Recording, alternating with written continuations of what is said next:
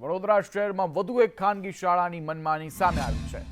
બગીખાના વિસ્તારમાં આવેલી શ્રેયસ વિદ્યાલયમાં એક્ટિવિટીના નામે ₹6000ની ફીની વાલીઓ પાસે માંગણી કરવામાં આવી અને તે માંગણી કરવામાં આવી રહી હોવાનો વાલીઓએ આક્ષેપ પણ કર્યો છે।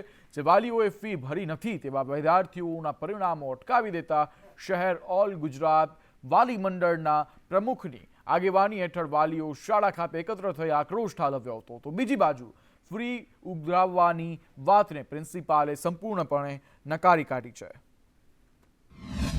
હજી 3-4 દિવસ પછી ફોન આવ્યો કે તમે તમારું રિઝલ્ટ લઈ જાઓ। મેં કહું મારી પાસે એટલા બધી કન્ડિશન નથી તો હું ફી ભરી શકું, તો મારે રિઝલ્ટ જોઈતું નથી।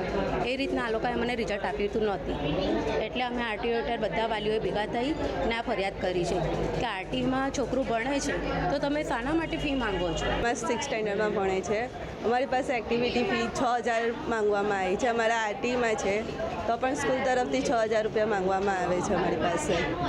શું કર્યું પછી તમે? અમે અહીંયા જે વાલી મંડળના જે પ્રમુખ છે એમને બોલાયા ને એની સાથે અમે બધા વાલીઓ ભેગા થઈને સ્કૂલમાં કહેવા આવ્યા છે કે અમારે એક્ટિવિટી ફી નથી ભરવાની। ફી નથી ભરવાના તો ફર્સ્ટ સેમિસ્ટરનું રિઝલ્ટ પણ અમને નથી આપ્યું ના બીજું સેમિસ્ટરનું રિઝલ્ટ પણ ના જ પાડતા કે તમે ફી ભરી જાઓ ને પછી લઈ જજો। તો અમે બધા ગ્રુપ બનાવ્યું કે આ રીતના અમે ભરવાના નથી ને પછી આગળ અમને ભરીએ તો પછી પાછળ પછી ભરવી પડે, એવી રીતના આ ગ્રુપ બનાવ્યું છે। અમે એવું કીધું કે જેટલા લોકોએ એક્ટિવિટી ફીના અમે જ્યારે જૂન જુલાઈમાં કરી ને એક્ટિવિટી ફી ઉઘરાવવાની છે તો ત્યારે એમને એગ્રી થયા હતા, સાઇન વગેરે લીધી હતી એમની। ત્યાર પછી એમને કીધું કે અમે રેડી છે।